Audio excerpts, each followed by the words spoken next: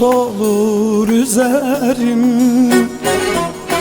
ayaz vurur titrerim. Sen aklıma gelince gülüm gülüm diken olur tüylerim. Sen aklıma gelince gülüm gülüm diken olur tüylerim.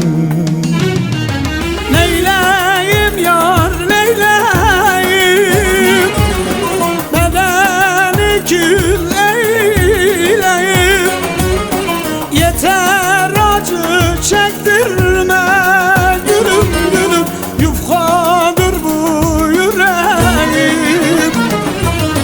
Neyleyim yar neyleyim, bedeni kül eyleyim.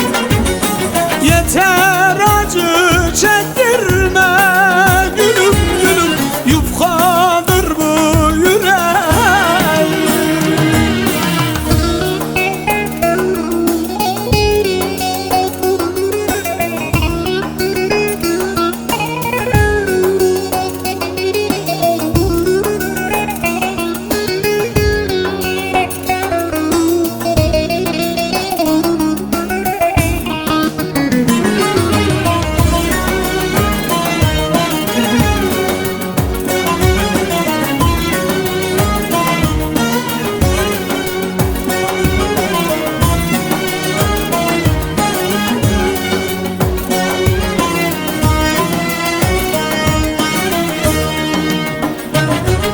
Sensiz doğmaz güneşim, içimde yar ateşim.